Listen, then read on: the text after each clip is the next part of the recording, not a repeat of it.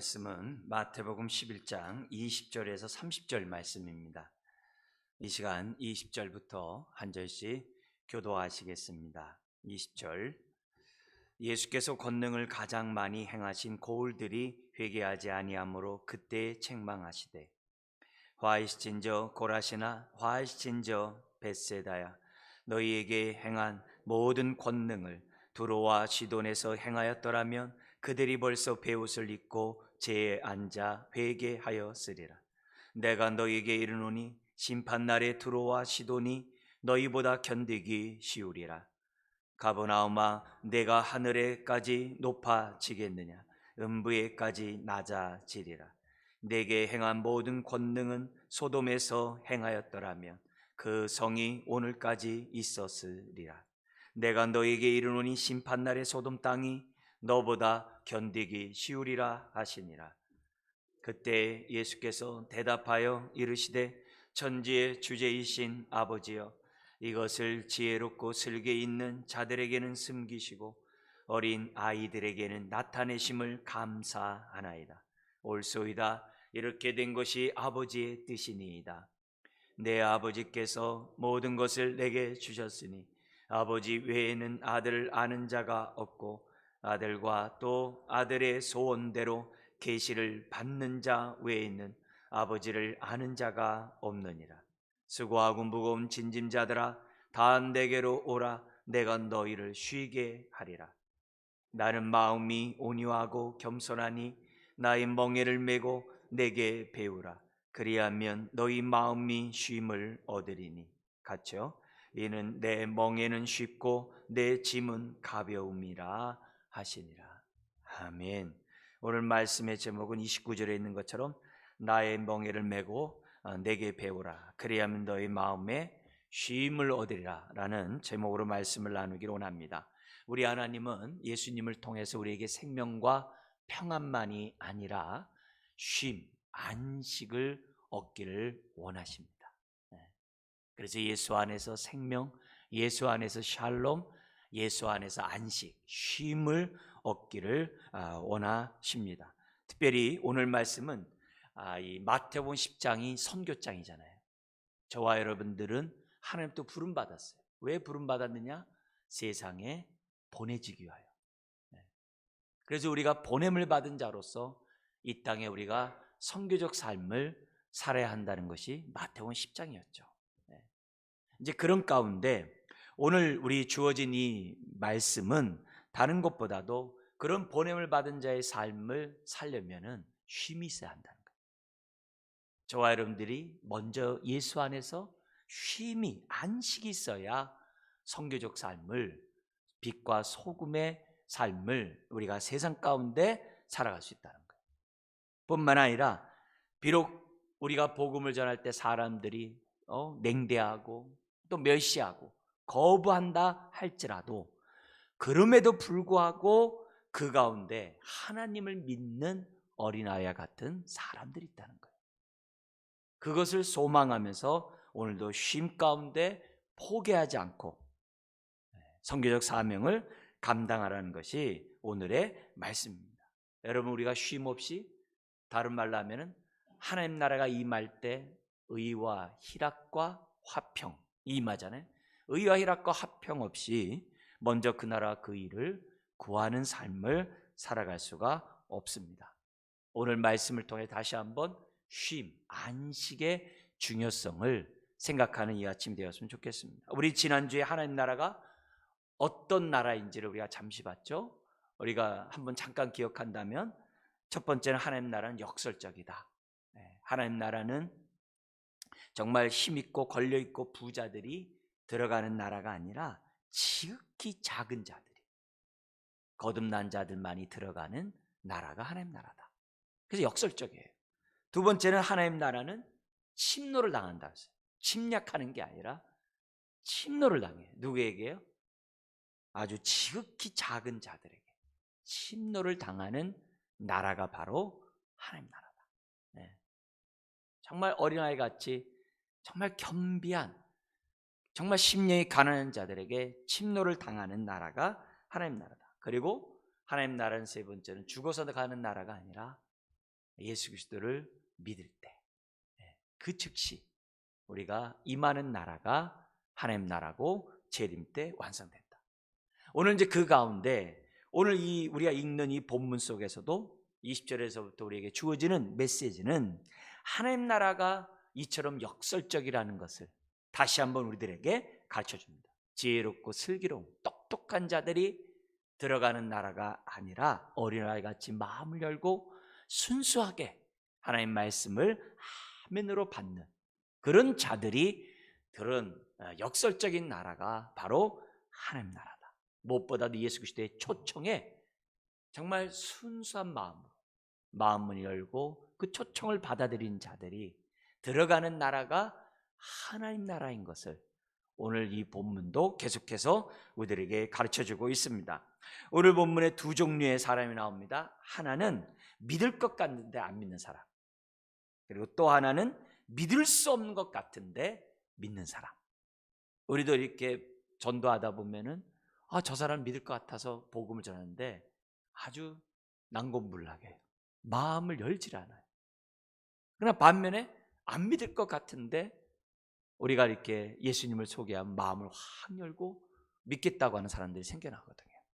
그래서 성경에서 보면은 때를 얻든지 못 얻든지 너희에 대해서 소망을 묻는 그런 자들을 위해서 항상 준비하고 항상 온유함으로 답하라고 성경 기록되어 있잖아요. 때를 얻든지 못 얻든지 주의 복음 전하라.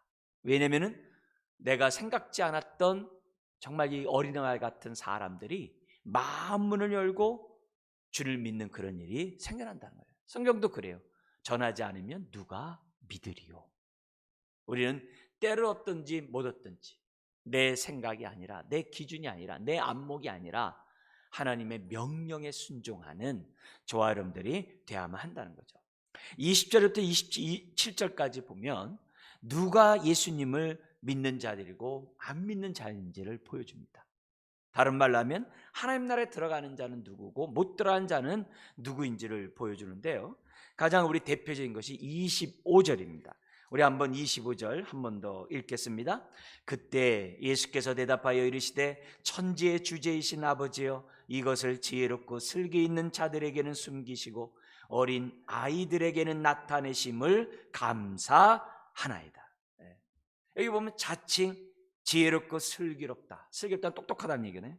똑똑하다고 해서 예수님을 믿지 않는 자들은 아무리 그가 율법의 요구를 자기가 완벽하게 다 지킨다라고 바리새인과 서기관처럼 생각한다 할지라도 못 들어가요. 그러나 세리처럼 마음이 가난하고 정말 어린아이 같이 마음 문을 열고 복을 받은 자들은 하나님 나라에 들어간다라고 기록되어 있어요. 자, 근데 중요한 게 있어요. 거기 보면은 주어가 하나님이세요. 주어가 하나님이세요. 뭐냐면 믿고 안 믿고는 천지의 주제이신 아버지 손에 달려있다는 거예요. 주권자이신 아버지께 달려있어요. 하나님이 숨기면 못 믿어요. 하나님이 나타내시면 믿을 수가 있다는 거예요. 그러면서 예수님이 말씀하시면서 하나님에 대해서 하나님의 주권에서 말씀하시면서 거기에 예수님이 맞장구를 쳐요. 26절에 옳소이다. 이렇게 된 것이 아버지의 뜻입니다. 그러면서 27절에 아버지의 뜻만이 아니라 예수님의 소원도 똑같다는 거예요. 그러면서 27절에 이렇게 해요. 내 아버지께서 모든 것을 내게 주셨으니 아버지 외에는 아들 아는 자가 없고 아들과 또 아들의 소원대로 계시를 받는 자 외에는 아버지를 아는 자가 없다라고 기록되어 있어요. 그러니까 우리가 예수 그리스도를 믿으면 이 자체가 얼마나 놀랍고 얼마나 감격스럽냐. 나를 향한 아버지의 뜻이 성취된 거예요. 또 나를 향한 우리 예수님의 소원이 입증된 거예요. 증명된 거예요. 그래서 저 한 사람의, 여러분 한 사람의 정말 그 구원을 위하여 성부 하나님과 성자 하나님이 이와 같이 뜻하시고 원하시는 가운데 믿게 되었다는 거예요. 내가 지혜로워서 내가 슬기로워서가 아니라 아버지 뜻 때문에, 예수님의 소원 때문에 이렇게 된다는 거예요. 그래서 이 모든 것이 뭐예요? 은혜예요. 이 모든 게 하나님의 은혜예요. 나의 나됨은 하나님의 은혜가 아닐 수 없어요. 그래서 하나님 나라는 세상의 눈으로, 사람의 눈으로 보면 안 보여요. 세상의 지혜로, 세상의 똑똑함으로 보면 안 보여요. 그럼 박 박사 다 믿어야죠. 가방끈이 길다고 하는 사람 다 믿어야죠. 아니에요. 아니에요. 정말 심령이 가난한 자들만이, 위로부터 오는 지혜를 덧입는 자만이 볼 수 있는 나라예요. 그래서 은혜예요. 그래서 감사밖에 없어요. 그런데 20절에서 24절에 보면 예나 지금이나 자기 스스로가 지혜롭고 똑똑하다고 생각하는 사람들이 너무 많다는 거예요. 그리고 자신들의 이성에 따라 합리적으로, 논리적으로 생각하고 거부해요. 거부합니다. 예나 지금이나 똑같아요. 예수님 당시에서는 바리새인과 서기관들이 자기네들의 기준에 보니까 메시아로서 자격이 예수님이 없는 거예요. 그래서 버렸다 그랬어요. 그들의 생각은 메시아가 오면 자기네들을 인정해주고, 자기네들을 위로해주고, 자기네들을 환영해 줄 줄 알았어요. 그런데 예수님이 자신들을 갖다가 인정해 주는 것이 아니라 오히려 배척해요. 화일진저 그래요. 바리새인과 서기관과 같으면 천국 못 간대요. 그렇게 예수님이 말씀하니까 자기네들의 기준에서 생각하는 거예요. 우리를 영접하지 않아? 우리를 갖다가 받아들이지 않아? 그럼 가짜야. 자기가 기준이에요. 우리같이 이렇게 율법을 사랑하고 율법을 지키는 우리를 사랑하지 않고 오히려 저 죄인과 세리들을 갖다가 인정해? 그들과 함께 먹고 마셔? 그들이 천국의 아브라함의 자손이 돼서 함께 잔치에 참여한다고 그래? 자기네들 기준에 볼 때는 예수님은 가짜라고 생각한 거예요. 그래서 그들의 기준에 따라 예수님을 버려요. 오늘날도 동일합니다. 이성을 신으로 생각하는 세상 가운데 우리가 살아가고 있어요. 그리고 지금은 그 사람의 감정에 따라, 정말 감정에 따라서 개개인이 신이 된, 정말 개개인이 모든 판단의 기준이 된 이 세상 가운데 저와 여러분들이 살아가고 있어요. 이성적이든 감성적이든 자기 기준에 맞지 않으면 예수님에 대해서 마음의 문을 열지 않습니다. 예나 지금이나 스스로의 기준을 가지고, 스스로의 지혜를 가지고, 스스로의 슬기로움으로 예수님을 판단하고 잣대를 들이대고, 맞지 않다고 해서 마음문을 열지 않는 사람들이 여전히 있습니다. 이런 사람들은 20절처럼 예수님이 아무리 많은 권능을 행해도 안 믿습니다. 어떤 사람 그러죠? 예수님이 꿈에라도 나타나면 내가 믿겠다고. 그렇지 않습니다. 안 믿습니다. 우리가 생각할 때 내가 그것을 내가 이해할 수 있을 정도로 뭔가 나를 갖다 설득시키면 믿겠다, 천만에요. 믿음은 아버지께 달려 있어요. 은혜의 선물이에요. 그래서 우리 주님은 그들에 대해서 가장 권능을 많이 행한 고울들이 회개하지 않음으로 인해서 우리 주님은 그들의 책망을 하시는 것을, 예수님을 통하여 메시아의 권능이 다 드러났잖아요. 구약에서 선지자들이 예언한 그 놀라운 일들이 보지 못하는 자들이 보고, 말 못하는 자들이 말하고, 듣지 못하는 자들이 듣는 그 메시아의 사역이 나타났음에도 불구하고 그들은 드디어 예수님에 대해서 마음문을 열지 않아요. 특별히 여기에 등장하는 세 도시가 있어요. 갈릴리라는 그 북쪽의 갈릴리 그 호수, 그 호수에 바로 이 북쪽에 맞닿은 도시가 이 세 도시예요. 세 도시예요. 여기 보면은 세 도시가 이렇게 등장하는데 이 세 도시는 다 뭐냐면 잘 사는 동네예요.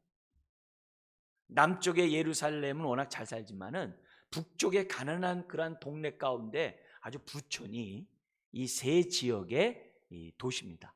예. 가장 대표적인 게 이 가버나움은 지중해 따라 가지고 저 시리아까지 다마스까지 가는 그 무역의 통로예요. 요단강 동쪽의 왕의 도로를 따라 올라가는 거기서 만날 수 있는 가까운 그런 도시가 가버나움이에요. 가버나움은 다민족이 아주 어우러져 사는 아주 큰 도시예요. 그래서 그들에게는 뭐냐면 정말 많은 부가 축적돼 있어요. 상업으로 인해서. 오늘 본문에서도 가버나움이 어떻게 돼요? 하늘에까지 높아졌다라고 23절에 얘기해요. 그만큼 잘 사는 동네가 이 가버나움이에요. 벳세다는 뭐냐면은 이 헐몬산에서부터 내려오는 그 물에 의해 가지고 아주 그 정말 풍부한 부유물로 인해 가지고 그쪽 지역에 고기들이 엄청 많아요. 거기서 생겨난 도시가 벳세다예요. 근데 이 벳세다들의 사람도 돈이 얼마나 이 부를 축적을 했는지 로마 정부로부터 합법적으로 어업권을 따가지고 거기서 뭐냐면 사업을 하는 동네가 이 벳세다 사람들이에요. 그러니까 여전히 뭐예요? 먹고 살기 좋고 살만하고 돈이 있고, 이런 모습에서는 예수님에 대한 이런 메시지를 갖다 들을 수 있는 마음밭이 없다라고도 생각할 수 있어요. 심지어 이 고라시는 뭐냐면 여기서 첫 소산물을 갖다가 하나님 앞에 제일 먼저 뭐냐면 보리가 나오잖아요. 그럼 초실절 있죠. 그죠? 6월절 다음에 그 초실절이 날 예수님 부활하시잖아요. 그 초실절 날 첫 그 곡식을 하나님 앞에 드릴 때 여기 있는 이 곡식을 갖다가 추수해서 드려요. 그때부터 이제 오순절까지 계속 내려오면서 추수하면서 하나님 앞에 이렇게 곡식을 갖다가 감사 제물을 드리거든요. 바로 그런 동네예요. 그러니까 이런 동네들이 있지만 이들은 어떻게 돼요? 예수 그리스도의 메시아 되는 그 권능에 대해서 아멘으로 받아들이는 것이 아니라, 심지어는 예수 그리스도께서 증거하시는 수없이 많은 말씀에 아멘으로 받아들이는 것이 아니라 하늘에까지 높아지려고. 우리 예수님 말합니다. 내가 만약에 너희들에게 행한 그 권능을 두로와 시돈에 전했더라면 그들은 회개하고 제에 앉았을 거라는 거예요. 심지어 소돔과 고모라 성에 이렇게 행했다고 한다면 그 도시가 지금까지 남아있을 것이라고 지금 뭐냐면 말씀하고 있어요. 여러분, 그 당시는요, 눈에는 눈, 이에는 이의 시대예요. 법보다도. 그래가지고 보복하는 이런 시대 속에서 어떤 폐단이 생겨나게 되면 집단적으로 피해를 보는 일들이 생겨나는 거예요. 왜? 가정끼리 서로 원수가 될 거 아니겠어요? 그런 시대 속에서 가장 효과적인 방법이 뭐냐면 말로 저주하는 거예요. 말로. 그래서 말은 총칼보다도 더 강한 뼈까지 부러뜨린다라고 생각하는 게 그 당시 글이에요. 네.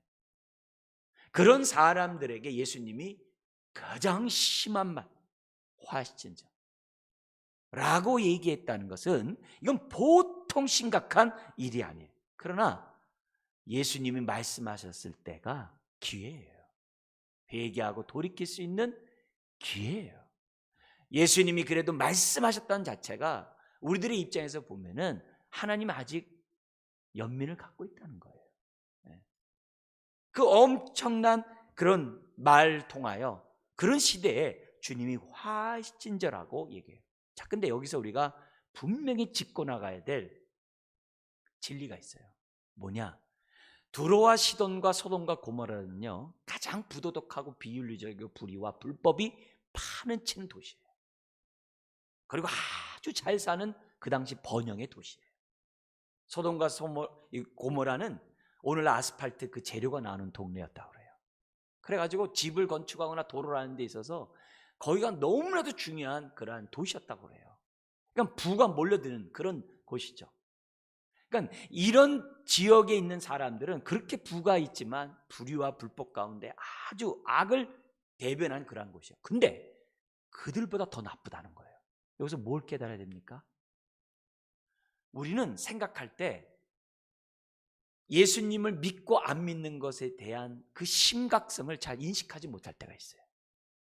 여러분, 이 귀절에서 주님이 우리들에게 가르치는 메시지는 윤리적이고 비도덕적인 어떤 그런 모습보다도 더 나쁜 것은 하나님의 사랑을 거부하는 거예요. 예수 그리스도를 통해 나타난 하나님의 그 사랑의 복음을 믿지 않는 것이 불의와 불법을 행하는 소돔과 고모라보다도 더 나쁜 죄라는 사실을 저를 비롯해서 저와 여러분들이 모두 깨달아야 돼요. 이 얘기가 데살로니가 후서 1장 7절 이하에 보면은 이렇게 기록되어 있어요. 뭐라 되어 있냐면은 환난을 받는 너희에게 우리와 함께 안식으로 갚는 것이 하나님의 공의다. 굉장히 중요한 말이죠. 주 예수께서 자신의 능력의 천사들과 함께 하늘로부터 불꽃 가운데 나타나실 때, 마지막 이제 재림 때 한 거죠. 하나님을 모르는 자들과, 첫 번째가 그거예요. 하나님 모르는 자들과, 두 번째 우리 주 예수의 복음에 복종하지 않는 자들에게 형벌을 내리시나니, 이렇게 돼 있어요. 하나님을 모르는 자들과 예수 그리스도의 복음을 믿지 않는 자들, 그런 자들에게 마지막 최후의 심판이 임하겠다는 거예요. 이런 자들은 주의 얼굴과 그의 힘의 영광을 떠나 영원한 멸망의 형벌을 받으리라. 지금 그 얘기를 하고 있는 거예요. 여러분, 예수 그리스도를 믿지 않는 것, 하나님의 사랑을 거부하는 것이 소돔과 고모라의 죄악보다 더 나쁘다는 사실을 우리는 정말 심각하게 받아들이고 깨닫고 우리들의 삶 속에서 하나님의 말씀을 어떻게 대하고 우리가 하나님과 예수 그리스도를 어떻게 우리가 영접해야 되는지를 우리들에게 가르쳐주고 있어요. 동시에 우리가 여기서 깨달아야 될 것은 예수님을 믿는다는 그 자체는 신비예요. 그래서 은혜라고 그래요. 우리가 예수님을 믿을 수 있다. 에베소 2장 8절에서도 말합니다. 너희는 그 은혜에 의하여 믿음으로 말미암아 구원을 받았으니, 믿음으로 말미암아 구원을 받았으니 이것은 너희에게서 난 것이 아니요 하나님의 선물이라. 하나님의 선물로 주어진 것이 믿음이에요. 믿음조차도 내가 믿을게, 이게 아니에요. 은혜로 주지 않으면 믿음 또한 가질 수 없다는 거예요. 그래서 신비고 하나님의 은혜라는 사실을 저와 여러분들 잊어서는 안 돼요. 하나님 나라는 침노를, 그것도 작은 자에게 침노를 당하는 나라라는 사실을 잊어서는 안 돼요. 지극히 작은 자들, 오늘 본문의 25절인 것처럼 어린아이와 같은 그런 열린 마음을 갖고 있는 자들이 들어가는 나라가 바로 하나님 나라예요. 어른같이 스스로 지혜롭고 슬기롭다라고 생각하는 사람들은 갈 수 없는 나라가 하나님 나라예요. 이런 은혜 앞에 우리가 갈 수 있는 것은 예수님이 우리에게 보여줬던 것처럼 25절에 감사합니다. 나에게 이런 계시의 복음을 나에게 나타내 주시고 또 믿게 하시니 웬 은혜입니까? 웬 축복입니까? 감사합니다. 그래서 우리는 일생 저와 여러분들이 감사하면서 오늘을 살고 감사하면서 오늘도 어떻게 돼요? 주님께 헌신하고 주의 말씀에 순종하며 살아가는 저와 여러분들이 되어야 한다는 거예요. 자, 그러면서 오늘 이런 내용의 가장 핵심적인 그 내용이 28절부터 30절에 바로 그런 하나님 나라의 예수님이 저와 여러분들을 초청하신 거예요. 그리고 지금도 초청하고 있어요. 우리 주님이 화해진절하고 말씀하셨지만 본심은 돌아오라는 거예요. 회개하고 돌아오고 예수님의 초청에 아멘으로 응답하라는 거예요. 그래서 우리 주님은 복음을 거절하는 고라신과 벳사다와 가버나움을 향하여 뭐라고요? 초청하는 거예요. 수고하고 무거운 친진자들아 다 내게로 오라. 내가 너희를 쉬게 하리라. 선포하는 거예요. 그러면 그 가운데 어떤 자들이 생겨나는 거예요? 어린아이 같이 주님의 말씀에 마음문을 열고 주 앞에 나오는 자들이 있는 거예요. 특별히 누구요? 우리 앞에서 봤던 것처럼 죄인과 세리들이 주님의 초청에 응해서 저와 여러분들이 나오는 거예요. 여러분, 우리는 예수 그리스도를 믿고 믿음 안에서 함께 신앙생활하고 함께 교회에 있으면서 은근히 수준을 논할 때가 있어요. 여러분, 쉼을 앗아가는 정말 패단이 할 수 없어요. 스스로 하나님의 쉼에서 도태되는 행동들이에요. 예수 그리스도 안에서는 수준이 없어요. 신분만 있는 거예요.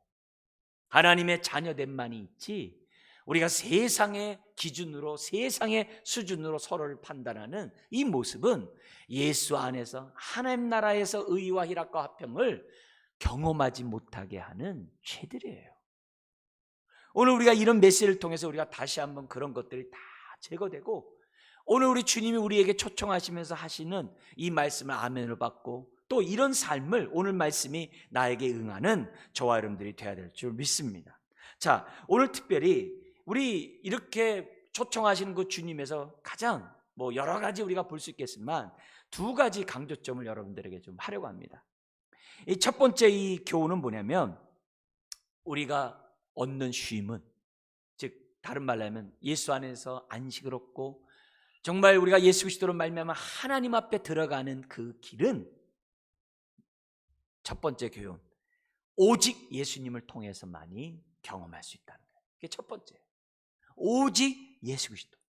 이 쉼은 오직 예수님을 통해서만이, 안식은 우리에게 경험해 줄 수 있다는 거예요. 27절에도 이렇게 말씀하고 있습니다. 27절에도 뭐냐면은 내 아버지께서 모든 것을 내게 주셨다 그랬어요. 이게 굉장히 중요하죠. 하늘과 땅의 모든 권세를, 마태복음 28장 마지막에 얘기하잖아요. 하늘과 땅의 모든 권세를 비롯해서 아버지의 그 모든, 정말 구원을 얻는데 또 구원을 누리는데 필요한 모든 영광을 예수님에게 다 주셨어요. 그러면서 뭐라 하냐면, 아버지 외에는 아들을 아는 자가 없고 아들과 또 그 아들의 소원대로 계시를 받은 자 외에는 아버지를 아는 자가 없다라고 했어요. 네? 여러분, 여기에서 우리가 강조점이 다른 게 아니에요. 예수님 외에 구원을 얻을 만한 다른 이름을 주신 적이 없어요. 히브리서 1장에도 얘기하죠. 구약에서는 여러 선자를 통하여 여러 모양과 여러 방법으로 꿈, 계시, 환상, 우림과 둠님, 다양한 방법으로 하나님 말씀하셨지만, 신약에서는 마지막 때에는 아들을 통해서 말씀하신다 그랬어요. 아들을 통해서. 그래서 예수님이 진리고 실상이고 생명이 되는 거예요. 생명이 되는 거예요. 아버지의 뜻은 아들을 통해서만이 이 땅에 드러낸다는 거죠. 그러니까 결국 구약의 완성일 뿐만 아니라 예수님 외에 다른 계시의 통로가 없다는 것을 우리들에게 가르쳐줘요. 그래서 우리는 예수님을 통하지 않고는 아무도 아버지께로 갈 수 없어요. 이게요, 인본주의 입장에서 보면요, 마음에 안 들어요.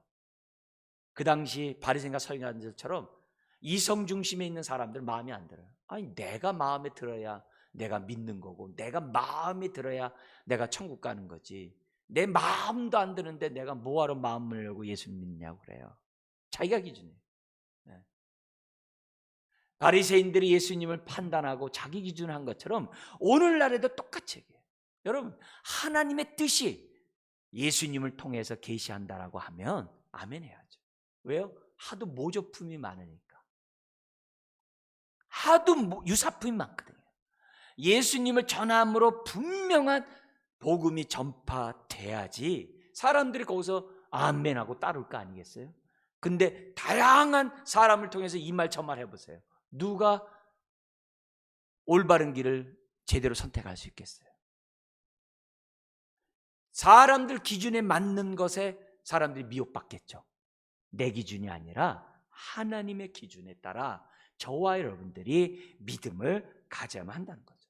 그래서 오늘 성경에서 보면은 유독 나를 강조하세요. 여기 보면 수고하고 무거운 짐진 자들아 다 내게로 오라, 이렇게 얘기를 해요. 강조해요. 내가 너희를 쉬게 하라. 내가 하나님께 잘 얘기해서 너희를 쉬게 해줄게. 그게 아니에요. 내가 너희를 쉬게 하라. 그 권세를 예수님이 하나님부터 다 받은 거예요. 내가 너희를 쉬게 하리라. 예수님 밖에 있는 게 아니에요. 10절에 29절에 얘기합니다. 나는 마음이 온유하고 겸손하니 나의 멍에래. 다른 사람의 멍에가 아니에요. 예수님의 멍에를 메고 딴 사람한테 배우는 게 아니라 내게 배우래. 그리하면 너희 마음이 쉼을 얻으리라. 예수님이 분명하게 아주 철저하게 나를 통해서 많이 쉼을, 안식을 얻을 수 있다는 거예요. 하나님 나라에 들어갈 뿐만이 아니라 쉼을 얻는, 안식을 얻는 그런 인생이 될 수 있다는 거예요. 이걸 우리가 잊어서는 안 돼요. 세상에서 막 정상에 가려면 많은 길이 있어가지고 이 길 저 길 가가지고 자기가 좋은 길로 가가지고 구원만 얻으면 됐지. 왜 유독 이 길로만 가라고 하느냐고 막 딴지를 걸어요. 이 일을 제기해요. 그러면서 너무 독선적이고 기독교 너무 아주 그냥 외골수라고 마음에 안 든다고. 그건 우리가 만들어 놓은 게 아니에요.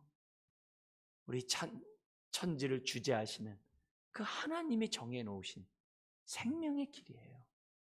하나님이 정해 놓으신 거예요. 우리가 주장하는 게 아니에요. 하나님이 말씀하시고 예수님이 우리에게 말씀하신 하나님의 계시의 길이에요. 거기에서 우리들이 내 중심에, 내 입맛에 따라서, 내 감정에 따라서, 이성에 따라서 우리가 생각해서 믿는 것이 아니라는 거예요. 다시 한번 오직 예수, 오직 예수만이 우리에게 생명이 되고 평안이 되고 구원이 되고 하나님 나라에 들어가고 우리 정말 쉼을 주시는 분임을 오늘 주님이 오늘 우리들에게 말씀하세요. 그리고 두 번째 교훈이 있어요. 오늘 이걸 좀 강조하고 여러분에게 나누기를 원하는데요. 이런 안식, 쉼에는 두 가지가 있다는 거예요. 근데 서로 연결돼야 돼요. 떨어지면 안 돼요. 뭐냐면 예수님 앞에 나옴으로 얻는 쉼이 있어요. 거저와지는 쉼이 있어요. 이걸 이제 소극적인 쉼이라고 해요.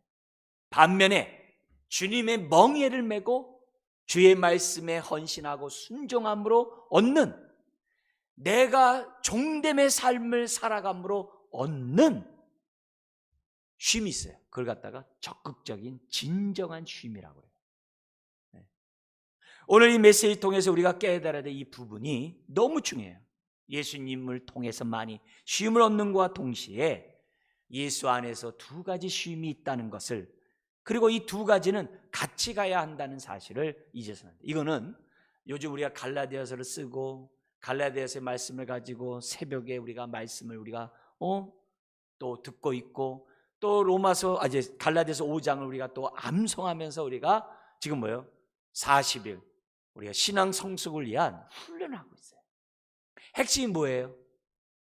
갈라디아서 5장 13절 14절의 핵심이 뭐예요?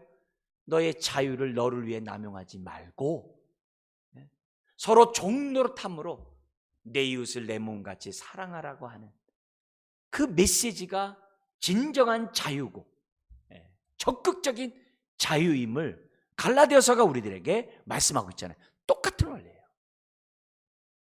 진정한 자유가 예수 그리스도 안에서 섬길 때 주어지는 것처럼 진정한 쉼 역시 자유와 함께 뭐가 온다는 거예요? 쉼은 떨어질래야 떨어질 수가 없다는 거예요. 자유와 안식은 뗄 수가 없는 거예요. 같이 가는 거예요.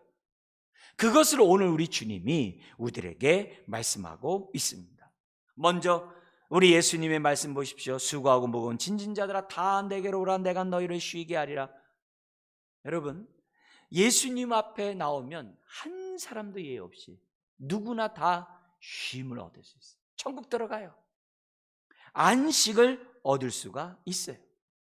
주의 복음을 듣고 내 마음을 열고 그동안 내가 하나님도 아니며 하나님 노릇하면서 살았고 내 인생의 주인은 내다라고 생각해요. 내가 많이 재판장 노릇하고 내가 옳으면 옳고 내가 틀리면 틀리다고 내가 의 기준에 따라서 살아왔던 이 모든 것이 복음에 불순종한 것이 엄청난 죄임을 기억하고 하나님 앞에 마음을 열고 회개하고 내 인생의 주인은 예수님 당신뿐입니다라고 회개하면서 정말 마음문을 열다면 예외 없이 그 사람은 다 쉼을 얻을 수가 있어요. 자, 근데 이 메시지의 첫 청중이 누구죠? 유대인이잖아요. 유대인들에게서 수고하고 무거운 짐진 자라고 했을 때 유대인들은 100%뭘 생각한 줄 아세요? 그 당시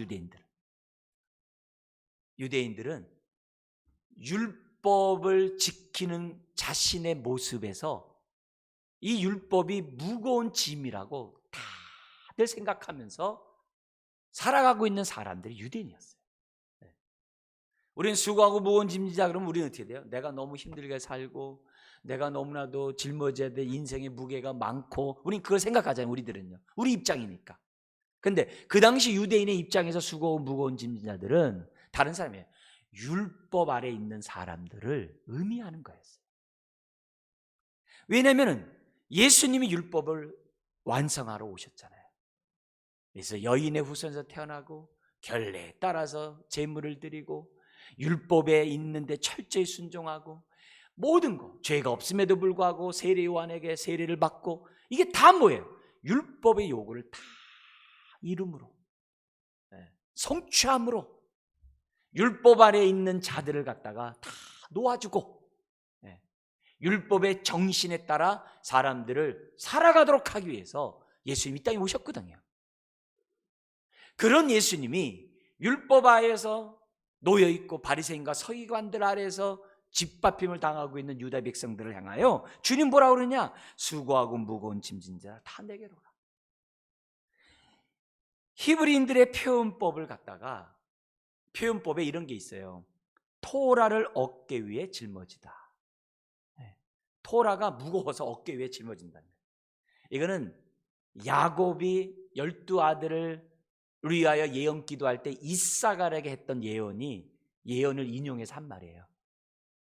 그래서 이사갈은 어깨 매는 자로서 가장 대표적인 지파였어요. 그래서 산에 들인 공회에 제일 많은 납비들이 이사갈 사람이 제일 많아요. 그 예수님 당시에도. 그러니까 이사갈 사람들은 대표적으로 율법의 멍에를 딱 매가지고 율법 가운데 살고자 했던 그 대표적인 지파를 야곱이 이사갈로 이렇게 예언한 게 있어요. 근데 그걸 자해석으로 유대인들이 이렇게 해석해 왔어요. 예수님 당시에. 그 당시에 글을 보면은 그렇게 생각하고 있어요. 그러니까 그들은 토라를 갖다 대대요. 어깨에 짊어지면서 살아간다라고 생각했어요. 마치 소와 나귀가 멍에를 메고 논밭을 가는 모습과 자신들의 모습이 같다라고 생각했대요. 그 당시 사람들이. 그걸 우리 주님이 지금 뭐예요? 그 유대인들이 잘 알고 있는 그런 표현을 갖다가 오늘 지금 하고 있는 거예요.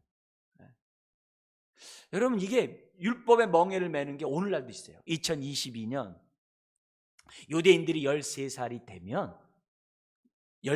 되면은 그때부터 스스로 율법을 갖다가 깨닫고 율법을 순종할 수 있다고 해서 성인식을 해요. 유대인들이 다 성인식을 해요.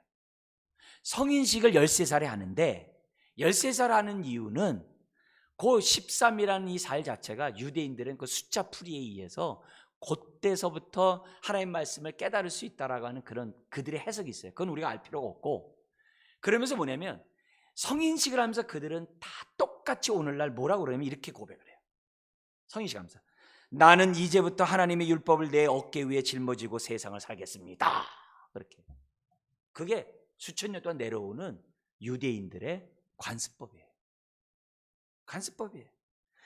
그리고 심지어는 이 율법이 얼마나 무거운지 사도행전 15장에 보면 바울과 베드로를 비롯한 사람들과 다툼이 생겨나요. 회의가 이루어져요. 이방인들이 예수 그리스도를 믿는 이방인들에게 율법을 짐지을 거냐? 아니면 오직 믿음으로 롭다함 받는 것으로 끝나게 할 거냐? 다툼이 벌어지고 논쟁이 벌어져요. 그때 베드로가 그래요. 우리도 지키기 힘든 이 무거운 짐을 이방인에게 짐지우지 말자. 그 얘기가 나와요. 그만큼 율법은 유대인들에게 멍에를 맺는 짐승이 멍에를 매는 그거와 똑같다는 거예요. 이 멍에를 매는 짐승이 그 당시 얼마나 힘들었으면 돌밭인 그 도시를 돌밭을 가는 게 그 당시 토지거든요. 돌밭을 가는 그런 모습 가운데 잠시 쉬어요. 잠시 쉬어도요 멍에는 내려놓지 않고 쉬었어요. 멍에를 내려놓을 때는 집에 돌아오거나 농사가 끝날 때 멍에를 벗었어요. 그래서 그걸 보면서 그 농부들이 저 얼마나 힘들까. 우리도 율법을 짓는 이 삶이 참 너무 고단하다. 언제 이 율법을 벗을 수 있는가.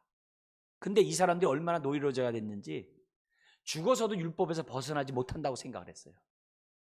그래서 율법에서 벗어날 때가 언제냐? 이 육이 악하기 때문에 육이 다 사라질 때까지는 율법 아래에 있다라고 생각했어요. 이거 얼마나 비참한 거예요. 그래서 장사를 2번 지내요.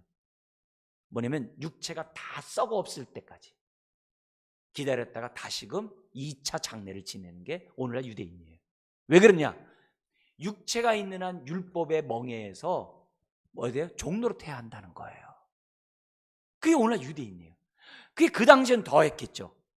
그러니까 이런 상황을 갖고 있는 우리 주님이 총체적이에요. 단순히 율법의 종이 아니라 율법으로 말미암아 빌어지는 그 삶 전체가 멍이었던 거예요. 그런 자들을 향하여 우리 주님이 뭐예요? 해방의 메시지를 지금 선포하고 있다는 거예요. 그러니까 그 당시 사람들이 받는 느낌과 오늘 우리가 무거운 짐을 지고 간다고 생각하는 우리가 받는 말씀과는 전혀 다른 부분일 수도 있는 거예요. 엄청난 복음이 아닐 수 없는, 그 당시에 아주 핵심을 찌르는 주님의 메시지였던 것을 보게 돼요. 그래서 우리가 전도할 때에도 그 사람에 맞는 전도라는 게 중요하다는 게 이런 얘기거든요. 이런 얘기거든요. 물론 동시에 무거운 짐이면서 아주 너무 힘든 건 맞지만, 근데 그들 안에는요 자긍심이 강했어요. 율법에 대한. 탈무드에 보면 이런 글귀가 있어요. 한번 들어보세요. 얼마나 자부심이 있는지 이렇게 되어 있습니다. 모세가 하나님께 얘기합니다. 하나님은 모든 인간들의 주인입니다. 근데 왜 어찌 많은 민족 가운데 이스라엘을 택하여 율법을 주셨습니까? 이렇게 모세가 질문을 해요. 그러니까 하나님 답변합니다. 왜냐? 이스라엘은 모든 나라 가운데 처음으로 나의 통치를 받아들인 나라이기 때문이다. 이렇게 답변합니다. 그러면서 이스라엘이 이렇게 말합니다. 하나님께서 말씀하신 모든 명령 우리가 다 행하겠습니다. 이게 이제 성인시 때 그대로 인용해서 하는 얘기예요. 이스라엘 다 한다 이게. 탈무드에 있는 거예요. 그러니까 그만큼 율법에 대해서 자긍심이 아주 많았다는 거예요. 그렇지만 그들은 뭐예요? 나귀가 멍에를 매듯이, 소가 멍에를 매듯이 율법과 그 분위기 아래서 정말 종노릇하면서 쉼없이 살았던 인생이 바로 뭐예요? 유대인이었고, 그들의 쉼을 얻을 수 있는 것은 구약의 선지자 예언에 따라 메시아가 오면 그들이 진정한 쉼을 얻게 되리라는 그 소망 가운데 살았던 자들이 유대인이었어요. 근데 예수님이 막상 오셔가지고 수고하고 무거운 짐진 자들아 다 내게로 오라고 말씀하셨을 때 그들은 어떻게 돼요? 자기 기준에 맞지 않는다고 배척했던 거예요. 아주 아이러니한 거죠. 오늘 우리들이 기억해야 될 것은 우리가 예수 그리스도 안에서 들어올 때 비로소 우리의 인생의 멍에는 벗겨진 거예요. 유대인의 입장에서는 예수님 율법을 완성하셨기 때문에 그들은 뭐예요? 벗겨질 수 있는 거예요. 오늘 그것만이 아니라 우리 인생에 많은 것이 있다 할지라도 주님 앞에 나가면 우리의 멍에가 다 벗어지죠. 예수님 안에만이 참된 안식이 있고 모든 쉼이, 자유함이 있다는 것을 우리 주님은 이걸 통해 우리들에게 가르쳐주고 있어요. 오늘 나를 짓누르는 것이 뭡니까? 예수 그리스도를 믿으면서도요 강박으로 예수 믿을 수 있어요. 그래서 예수를 믿으면서도 쉼이 없어요. 하나님 앞에 봉사하고 헌신하고 있는 게 너무 힘들어요. 주님을 위해 내 삶을 나를 쳐 복종하고 주님 따라하는 게 너무 힘들어요. 그 자체가 너무 힘들어요. 그래서 편안히 믿고 싶을 때가 많이 있어요. 육은 편안할지 모르지만 마음은 편안하지 않겠죠. 그런 자들을 향해서 주님이 말합니다. 다 내게로 오라. 내가 너희를 쉬게 하리라. 네. 그게 소극적인 쉼이에요. 주님께 나가기만 하면 쉼을 얻어요. 샬롬을 얻어요. 근데 주님 뭐예요? 적극적인 진정한 쉼으로, 내 이 진정한 쉼이 뭐냐면 지속적인 쉼이에요. 예수 믿고 요 때만 좋았고 저 때가 좋았는데 이게 아니라 오늘도 좋고 내일도 좋고 앞으로도 좋은 방법을 주님이 가르쳐줬어요. 끊임없이 지속적으로 이 땅에서 쉼을 얻을 수 있는 방법을 주셨어요. 그게 29절 30절이에요. 우리 그런 의미에서 한 번 더 읽어볼까요? 나는 마음이 온유하고 겸손하니 나의 멍에를 메고 내게 배우라. 그리하면 너희 마음이 쉼을 얻으리니 이는 내 멍에는 쉽고 내 짐은 가벼움이라 하시니라. 여러분, 요 쉼은 뭐냐면 거저와지는 쉼이 아니에요. 여기 나온 것처럼 주님의 멍에를 메고 주님 가신 그 길을 따라갈 때, 주의 말씀에 순종하며 따라갈 때 얻는 쉼이라는 사실을 기억해야 돼요. 정말 주님의 멍에, 주님의 멍에가 뭐겠어요? 자기를 부인하고 자기 십자가를 지고 주님을 따라가는 게 주님의 멍에겠죠. 근데 여기에 대한 상은요, 그 즉시 주어져요. 먼 훗날에 주님 재림하면 주어지는 게 아니라 우리가 주님의 멍에를 메고 정말 주님을 따라가는 그 순간서부터 보상이 주어져요. 쉼이 우리들에게 주어지는 그 상입니다. 그래서요, 예수 믿는 게 딴 불신자들을 볼 때 하우 저건 뭐 이렇게 힘들게 믿노, 뭐 이렇게 주일날도 쉬지 않고 교회 가노, 뭐 사람들 막 이렇게 불쌍해 보이면서 막 이렇게 하지만 우리가 알고 있는, 우리가 경험한 이 쉼을 그들은 모르는 거죠. 심지어는 우리가 예수 그리스도를 믿는 것 때문에 많은 핍박과 고난을 당해도 우리 안에 있는 이 쉼을 그들은 모르는 거죠. 그리고 이 쉼이 있기 때문에 고난을 감당해 나가는 거죠. 이 쉼이 있기 때문에 힘들면서 어떻게 돼요? 주님의 멍에를 메고 주님을 따라갈 수가 있다는 거죠. 더구나 이 멍에는 나 혼자 메는 게 아니잖아요. 내가 있는 곳에 주님이 계시잖아요. 주님과 함께 메는 거거든요. 나는 약하나 예수 안에서 강하다. 할렐루야. 나는 약하나 은혜 안에서 강하다. 그게 쉼이잖아요. 이 쉼이 예수 그리스도를 믿고 주님을 따라가는 모든 자들에게 주어진다는 거예요. 더구나 29절 보세요. 나는 마음이 온유하고 겸손하니 나의 멍에를 메고 내게 배우라고 얘기했어요. 여러분, 온유와 겸손, 예수님 말씀하신 온유와 겸손은 국어사전에 있는 사람들이 갖고 있는 온유와 겸손이 아니에요. 이 온유와 겸손은 하나님 앞에서 갖는 마음이에요.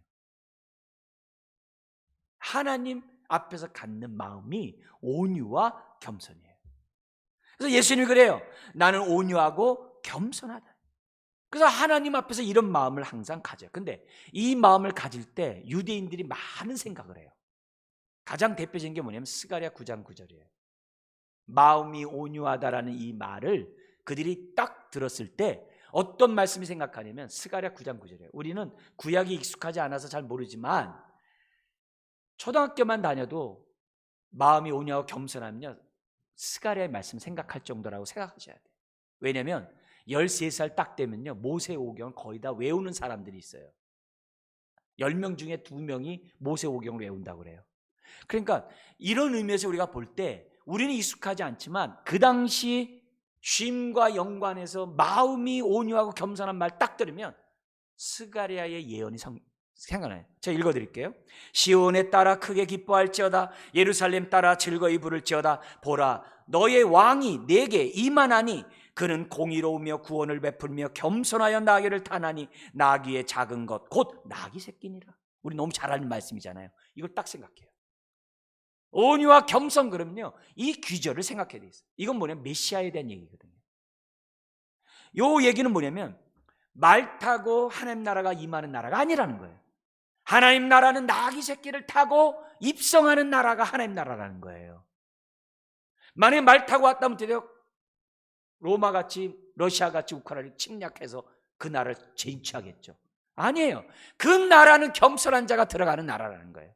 지극히 어린아이같이 겸손한 자가 들어가는 나라가 하나님 나라거든요. 그러니까 이 귀절에서 하나님이 우리들에게 보여주는 얘기는 다른 게 아니에요. 겸손함이, 온유와 겸손이 하나님 나라에 가야 된다는 굉장히 중요한 교훈이에요. 그래서 바벨론 포로로 끌려갔던 그 유다 사람들이 얼마나 많이 회개했겠어요. 우리에게 참된 왕이 있었다면, 우리에게 참된 목자가 있었다면, 그 에레미야 에스겔이 막 외친 거 아니에요? 그랬었다면 우리로 하여금 율법 아래 정말 우리를 잘 잘 인도해서 하나님 앞에 온유와 겸손한 마음을 하나님 앞에 나가게 했을 텐데, 우리가 왕을 잘못 만나서 이렇게 포로 생활하고, 우리가 잘못된 싹군의 목자를 만나가지고 이렇게 유린당하고 고통당하고 있구나. 그게 예레미야 에스겔이거든요. 그래서 많이 그들이 회개하면서요 꿈을 꿨어요. 주여, 스가랴 선지자가 예언한 그 왕이 오게 해주세요. 나귀 새끼를 타고 입성하는 그 왕이 우리에게 임하게 해주세요. 그래서 그가 우리로 하여금 율법에 대해서 잘 가르쳐줘서 하나님 앞에 이렇게 교만해서 바벨론 포로 오는 게 아니라 하나님 앞에 정말 복받는 인생이 될 수 있도록 해달라고 바벨론 포로로 끌려간 사람들이 통곡하고 회개하고 그랬단 말이에요. 그리고 돌아왔단 말이에요. 그들에 대해서 이제 드디어 하나님이 나타나셔가지고 예수님을 통해 말씀하시는 거예요. 내가 약속한 그 메시아가 예수 그리스도다. 지금 그 상황이에요. 지금 그 상황. 그 상황. 또 하나가 있어요. 아까 얘기했던 것처럼 온유한 마음은 이게 뭐예요? 말을 타고 전쟁으로 사람들에게 와가지고 거짓된 평화, 그게 팍스 로마나 로마의 총칼에 의해서 평화를 유지하는 걸 갖다가 그 당시 사람들은 자랑했거든요. 근데 그건 거짓된 평화다. 진정한 평화는 말이 아니라 나귀 새끼를 타고 겸손하게 입상한 메시아를 통해서 진정한 평화가 온다는 게 스가랴의 그 9장 9절 말씀이에요. 그러니까 온유함으로 샬롬이 오는 거지, 로마같이 총칼에 의해서 샬롬이 오는 게 아니라는 거예요. 그 메시지가 이 안에 있다는 거죠. 그러면서 얘기합니다. 내 멍에를 베고 내게 배우라. 예수님의 여러분, 어떤 누구도요 자기 명예라고 얘기한 게 없어요. 성경에는 오직 예수님만이 그래요. 나의 멍에래요. 구약에서는 다양한 멍에가 많아요. 율법의 멍에서부터 다양한 멍에가 있어요. 근데 나의 명예는 여기밖에 없어요. 그러면 예수님의 나의 멍에는 뭘까요? 그게 뭐냐면 새 언약을 맺으면서 주신 하나님의 계명, 예수님의 계명 뭐 있어요? 서로 사랑하라. 그거예요. 그거예요. 서로 사랑하라. 서로 사랑하라. 그래야 뭐가 있다는 거예요? 너희 안에 쉼이 있다는 거예요. 그래서 우리 갈라디아서 5장 얘기하면 뭐예요? 서로 종노릇하라. 그거예요. 거기에 뭐야? 쉼이 있다라고 한 거예요. 율법에서 자유 안 받고, 죄에서 자유 안 받고, 죄의 유혹에서 자유 안 받고, 죄의 권세에서 자유 안 받는 이런 소극적인 자유만이 아니라 예수님이 우리에게 보여준 것처럼 서로 사랑하는 그 말씀의 순종함으로 얻는 진정한 쉼을, 진정한 자유를 얻으라고 지금 초청하고 있고 오늘 저와 여러분들에게 말씀하고 있어요. 더구나 주님의 멍에는 쉽고 주님의 짐은 가볍대요. 네? 가볍대요. 놀라우리만큼 우리가 서로 종로를 타려고 하니까 할만하대요. 나는 못할 것 같은데 하더래요.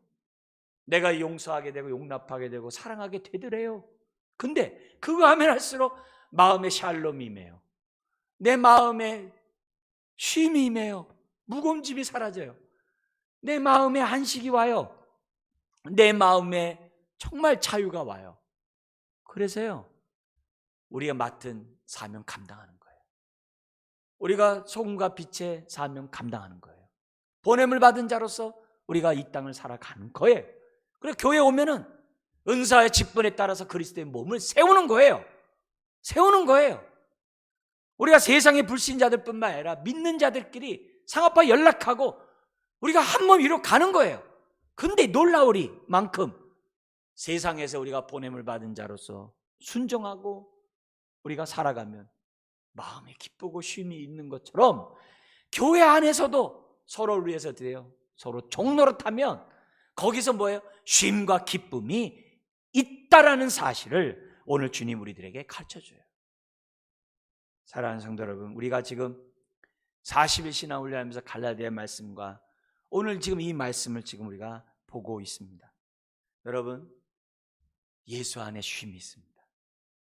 그리고 예수님이 가는 그 길을 따라가는 곳에 쉼이 있습니다. 우리는 사랑의 빛 외에는 지지 말라 했어요.